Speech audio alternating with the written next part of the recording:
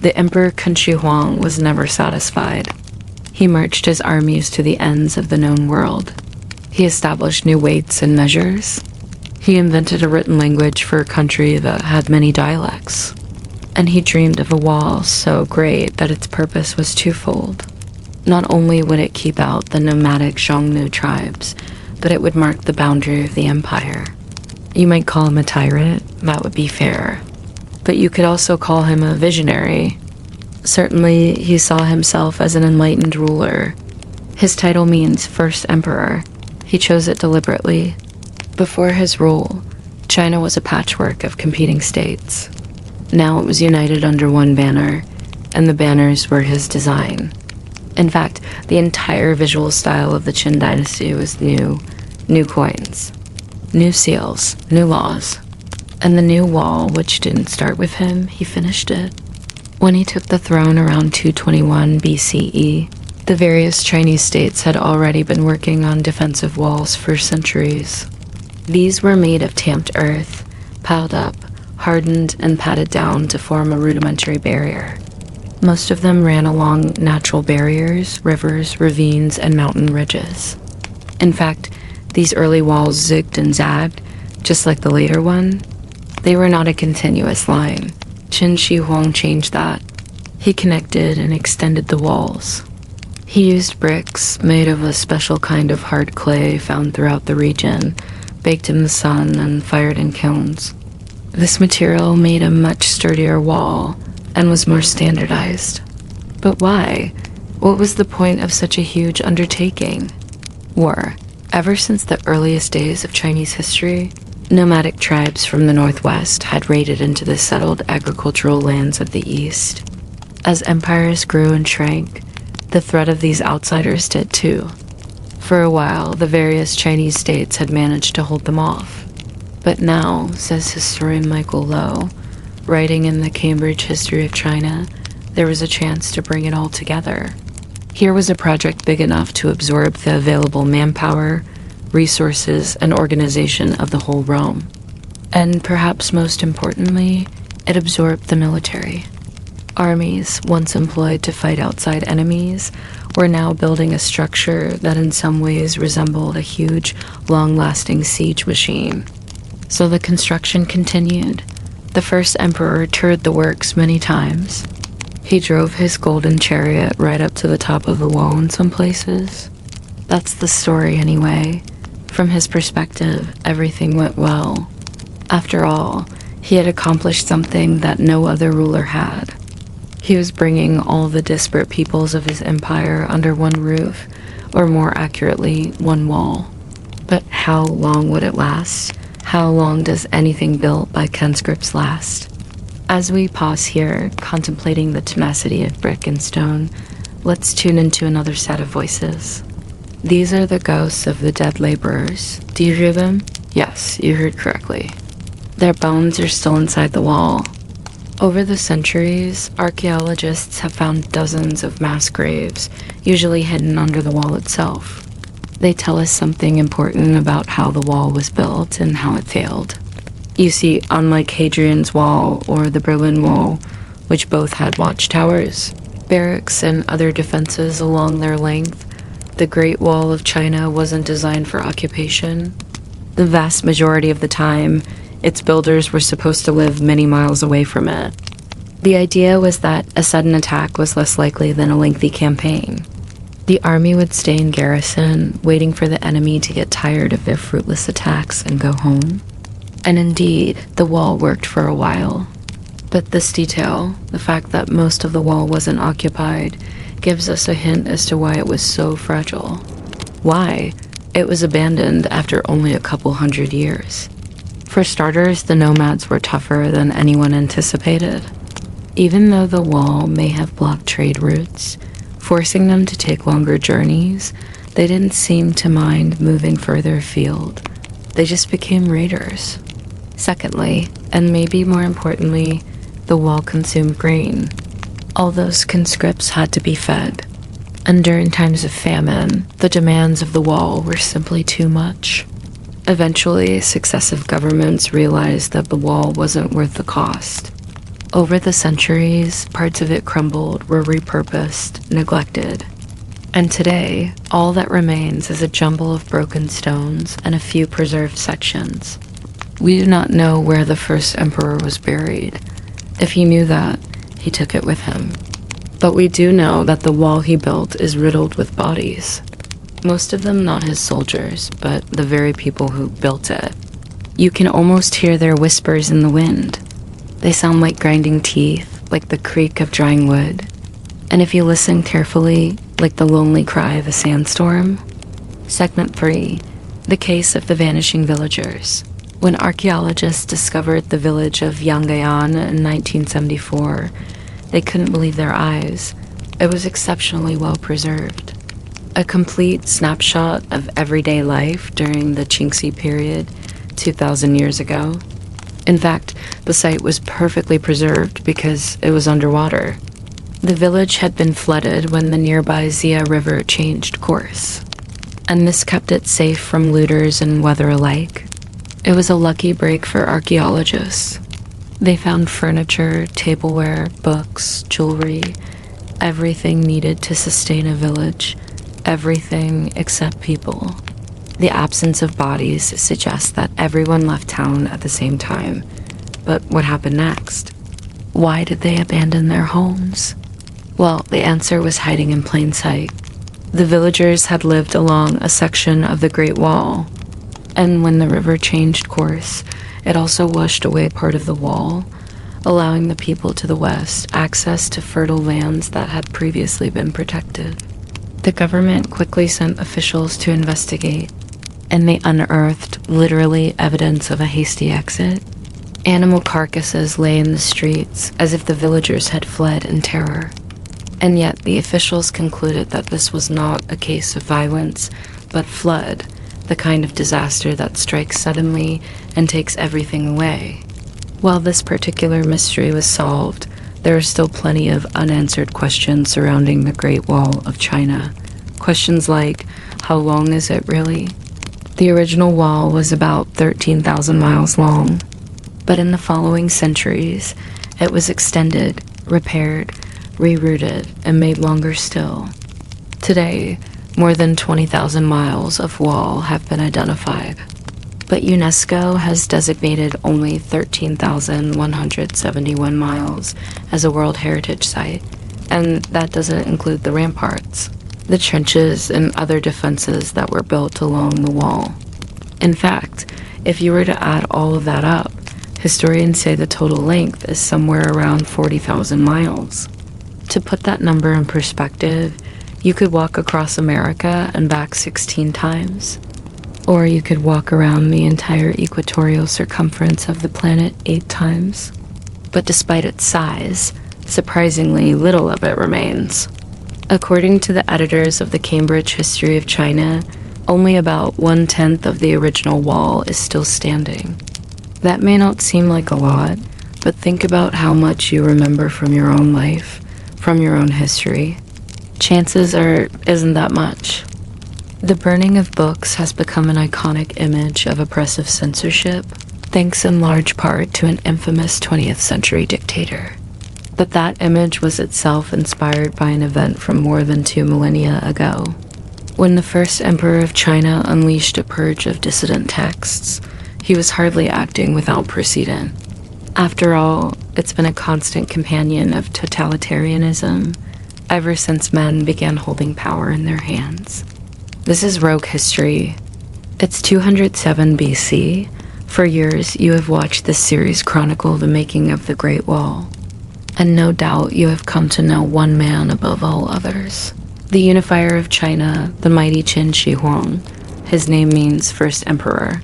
But how did he earn it? How did this man who wasn't born an emperor seize the title for himself?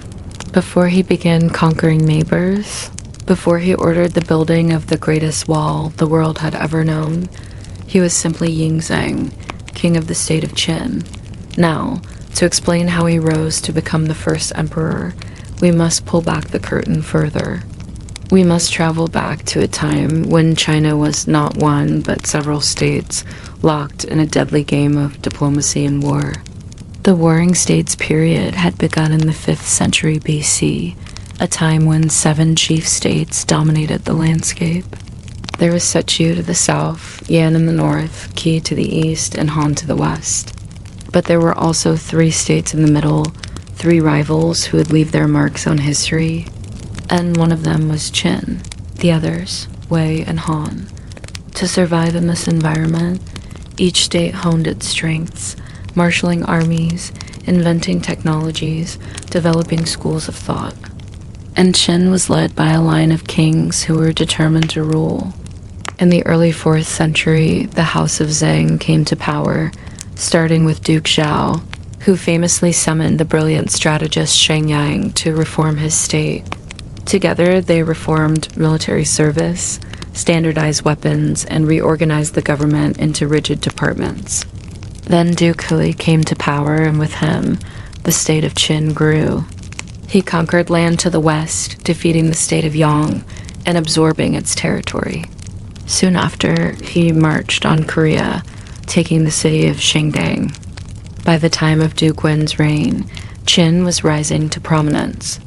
The king sent his general Wang Jian to conquer more of Korea, then turned westward, crushing the formidable state of Rong and seizing the rich lands of Ba and Shu.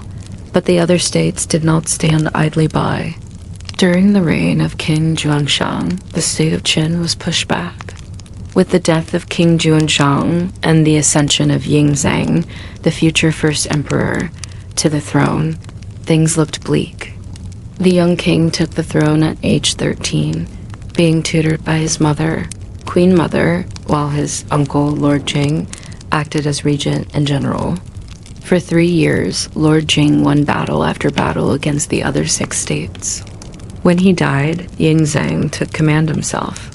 And here, perhaps the turning point of history occurred. As a boy, Yingzheng studied the methods of Shang Yang and honed his skills on the battlefield. Like his father, he was ruthless. He smashed rebellions and quelled unrest. He crushed potential enemies and subjugated entire regions. He fought against the state of Sechu and captured the city of Qinggao, the first of many cities bearing that name. He waged war on Yan and captured Ji. He besieged Zhao and compelled it to surrender. Then he marched on Wei, the heartland of Chinese culture, seizing the capital of Dalian. Finally, he set his sights on Korea, pushing his way through mountains and valleys until he reached the capital of Jiaxiang. All around him, banners of Qin flew from the ramparts of cities that had once flown banners of other states. More and more, the name Qin became synonymous with China. But this is where the story takes a turn. You see, Yingzheng had always wanted to be more than king of Qin. While he had inherited a kingdom larger than any that came before, he dreamed of uniting all of China under one roof. So he declared himself the first emperor of China and set about imposing unity across his vast domains. At the same time, he brought his ruthlessness to bear on subjects of the newly absorbed states, crushing rebellions and executing suspected conspirators. From the palaces of Shenyang, the new imperial capital, he enacted reforms. He standardized coinage, established new laws, and appointed loyal ministers to carry out his will. Of course, we can't talk about the Great Wall without mentioning his massive fortifications, but those were only a small piece of his ambitions. He oversaw the construction of new roads, canals, and aqueducts, as well as new defensive structures. Along China's northern borders, though, the wall that bears his name was a monumental task. Over 18 years, it employed hundreds of thousands of laborers and conscripts. It was also a symbol of Qin Shi Huang's greatness, standing for eternity against the nomadic Xiongnu tribes to the north. But not everyone saw the emperor as a great unifier. Many of his subjects regarded him as an oppressor, a tyrant who stamped his imperial seal across the face of China, snuffing out difference and diversity wherever he went. For the scholars of Confucianism, Taoism, and Mohism, the first emperor's censorship and persecution felt like an attack on the soul of China. Speaking of which, let's circle back to that fateful moment in the life of the first emperor when Yingzheng became Qin Shi Huang. You see, he didn't just defeat the other states. He absorbed them, bringing their territories, cultures, and people under one rule. And yet, despite having united China, he ruled over a deeply divided empire. Different regions spoke different languages. Their customs clashed. Their systems of measurement didn't align. Even the written script varied from place to place. None of this suited the emperor, who yearned for uniformity. He wanted to stamp his own culture, his own script onto China, and so he issued an edict standardizing writing. Suddenly, the elegant cursive script of the ruling class was taught to commoners. Carved alongside traditional characters on the same stele were simplified versions of those same characters, easier to write and understand. Most importantly, they were uniform. But why does this matter? If you've watched our videos on ancient Mesopotamia and Egypt, you'll remember how writing spread across those lands. Writing didn't begin in a vacuum. It evolved, adapting to the sounds and grammar of local languages. That's why so many scripts look the way they do, with little wedges and curves. They represent not just abstract concepts, but the languages they evolved from. Think about the alphabet. It was shaped by Greek and Phoenician characters, which were influenced by Egyptian hieroglyphs. Because of this, you could tell where someone was from by the way they wrote. Even within Qin Shi Huang's own empire, there were countless ways to write a single word. But that was about to change. The first emperor's standardization made reading and writing simpler and more accessible. Of course, this meant discarding old texts and replacing them with new ones. Hence the famous, or perhaps infamous, burning of books. And that's a good segue into the idea of control. Qin Shi Huang was an obsessive, consumed by the fear of rebellion and death. To quell insurrections, he built an elaborate system of watchtowers and roads connecting his empire, allowing troops to move quickly to crush uprisings. To escape death, he embarked on a decades-long search for the elixir of life, sending expeditions as far away as Japan. These efforts yielded nothing but disappointment, and as he aged, he grew increasingly cruel.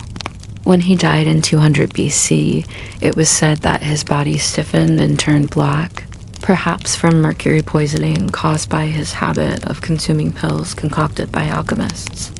Some say the first emperor's obsession with death explains his most monumental accomplishment, his tomb.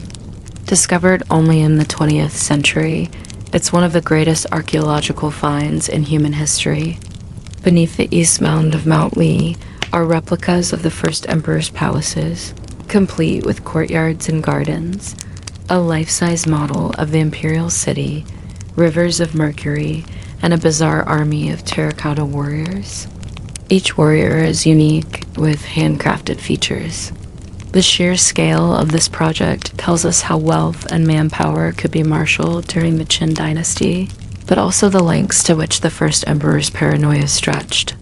No wonder no grave robber dared disturb his slumber for 2,000 years.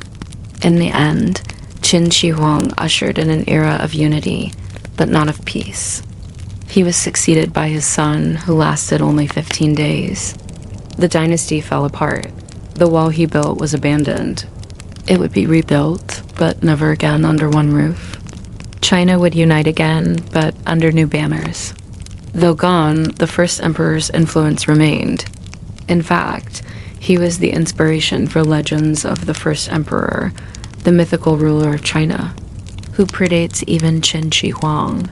It was an enduring narrative that would capture the imaginations of Chinese people for millennia. Thank you for watching.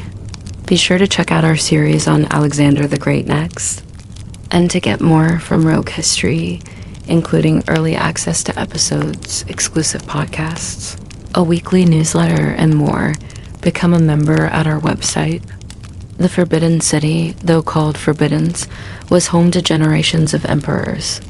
While others dreamed of conquests, some lived lives of luxury. Welcome back. Today, let us feast our eyes on gold. We will see how power and privilege once glided through art. For today, we leave the terracotta warriors behind. We follow the sun up the eastern hills, and let us enter into the opulent world of the Yang family. Our story begins with a skilled painter named Zhang Zeduan.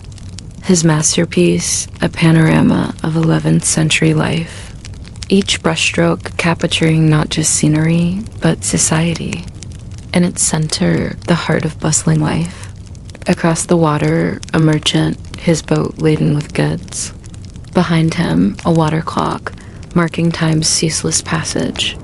In the distance, a bridge arching across the river, connecting worlds. In the foreground, busy market stalls, selling all from noodles to new shoes. All seem caught in motion. Merchants bargaining, children chasing ducks, boats gliding across the water. And weaving through all, figures of various levels, some rich, some poor, all in their daily pursuits.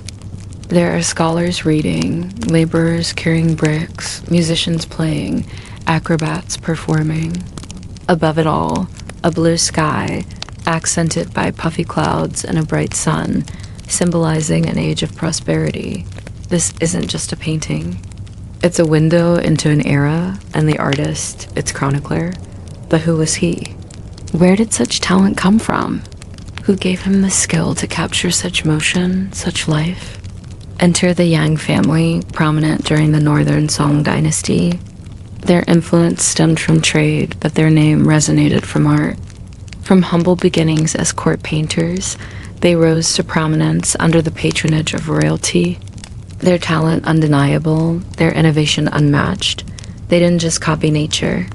They observed it, capturing its essence in new and captivating ways. Yet for all their fame, little is known about their private lives. Records are scant, details hazy. Like watercolor on silk, our knowledge fades with time. We're left with art, their legacy, and a whisper of a question. Who were these creators of beauty? What made them tick? What inspired their genius? What drove them to excellence? And how did they fit into the grand tapestry of their era? These questions drive historians, critics, and art lovers alike. We seek to know the artist, yet we find only the echoes of their genius. Let us move forward, leaving the canvas and stepping into a courtyard, admire the architecture, listen to the laughter, for here is where the Yang family lived. Our path leads us deeper into this urban labyrinth. We turn a corner and pause, captivated by a serene pond. Its surface mirrors the sky. Lotuses bloom, fish glide through the water lilies. The air is filled with the scent of blossoms and tranquility. Beside the pond, a stone bridge beckons. Its arches graceful, its surface worn smooth by countless footsteps. We cross over, each step echoing with history. And there before us unfolds a vista of artistry. Majestic halls stand side by side, their eaves adorned with intricate designs. Windows like watchful eyes frame views of meticulously tended gardens. Courtyards open to our view, inviting us to stroll through their beauty. Within these walls, life unfolded for generations of the Yang family. Artists worked, scholars read, musicians played. Laughter echoed through courtyards. Gardens bloomed, reflecting the changing seasons. Here amidst the brushstrokes and the poetry, a way of life flourished. It was more than just a residence. It was a testament to refinement, a celebration of culture. We continue our journey, venturing into the heart of the estate. We discover the studio, a sanctuary of creativity. Natural light pours through the windows, illuminating a world of artistic endeavor. Easels stand ready, brushes rest. Palettes hold remnants of vibrant colors. Scrolls and silk hang, displaying past creations. In this haven of creativity, the Yang family brought their visions to life, each stroke adding another layer to the rich tapestry of Chinese art. As we explore further, we stumble upon a library. Within its hallowed shelves, countless volumes await, their pages whispering tales of ancient wisdom.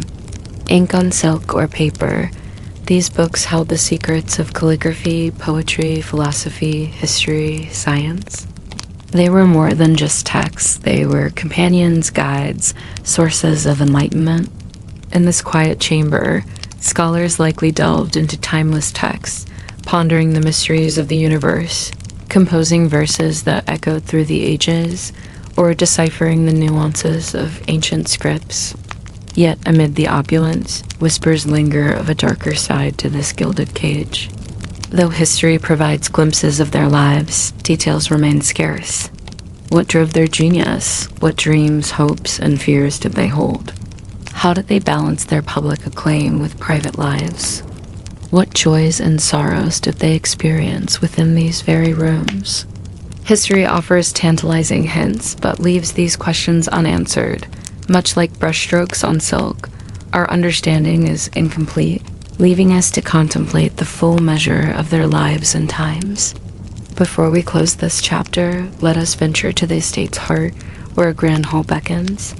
Within its spacious confines, courtly life unfolded. Rulers convened, officials discussed matters of state, diplomats negotiated, scholars debated. The Yang family hosted gatherings, celebrated triumphs, wined and dined. Here, artists displayed their latest creations, poets recited their verses, musicians played courtly tunes. The air buzzed with activity, ideas, and intrigue. As we walk among these chambers, we imagine the echo of robes on stone floors, the murmur of important conversations, the clink of glasses and toasts, the resonant notes of courtly music. In this grand hall, the Yang family played a pivotal role, shaping not just artistic trends, but influencing the cultural and intellectual currents of their time. As our tour continues, we encounter rooms dedicated to various pursuits, each reflecting the interests of the elite. A flower arranging room where nature's beauty was celebrated through artful design, each blossom chosen to convey a message or evoke a mood. Next, a tea room where the art of brewing the perfect cup was held sacred. Here, the delicate balance of temperature, time, and technique was mastered, turning water into a vessel of flavor and tranquility. As we explore further, we come across a chess room. Intricate boards lay ready, pieces poised, reflecting the strategic minds at play. This was a realm of calculated moves and mental duels, where every decision carried weight and victory was a testament to intellect and foresight. Lastly, we arrive at a writing room. Scrolls unroll, revealing elegant script, each character formed with precision. Poetry, calligraphy, official documents, and personal notes adorn the surfaces, bearing witness to the written word's power. Here, history unfolded through ink and paper, and the Yang family's mark was indelibly impressed upon it. Now, as the daylight fades and shadows lengthen, we find ourselves drawn to the estate's outer walls. Before us stretches the city, a tapestry of lights and sounds. Within its bustling streets, merchants hawk their wares. Artisans craft their goods, lanterns cast a warm glow, and the murmur of conversation mingles with the distant strains of music. Through the open gates, we glimpse scenes of everyday life, a mix of commerce, community, and culture. Children playing, couples strolling, neighbors greeting one another, all contribute to the vibrant energy that pulses through the city. As we watch, the Yang family's domain seems to blend seamlessly with the urban fabric, a testament to how their lives were deeply intertwined with the rhythms and tapestry of their time. In the heart of the city, amidst the bustling markets and winding lanes, we find ourselves before a modest dwelling. Unassuming from the outside, it belies the wonders that await within. Stepping across the threshold, we enter a world transformed. Before us stands a rockery, a miniature landscape of whimsy and charm. Pebbles and stones artfully arranged, interspersed with miniature trees and flowing water, create an illusion of rolling hills and babbling brooks. Every element placed with intention, every curve and contour designed to evoke a sense of tranquility and escape. It's as if a piece of nature's grandeur has been condensed into this intimate space, offering a respite from the everyday.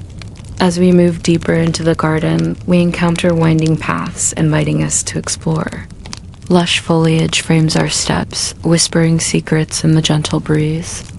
Ornate bridges arch gracefully over tranquil ponds, inviting us to pause and contemplate the interplay of light and shadow on the rippling water.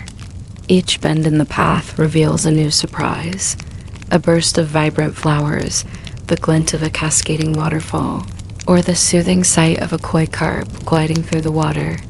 The air is filled with the fragrance of blossoms, the hum of insects, and the sweet melody of birdsong. It's as if the garden itself comes alive, offering a symphony of sights, sounds, and scents. But the artistry doesn't end here. Graceful pavilions beckon, offering moments of respite and reflection. Within their shaded embrace, we find comfortable seating amidst the serene surroundings.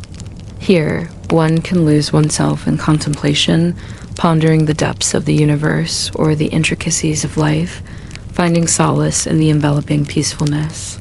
As our journey through the rockery and garden draws to a close, we realize that we've experienced more than just a stroll in a beautiful space.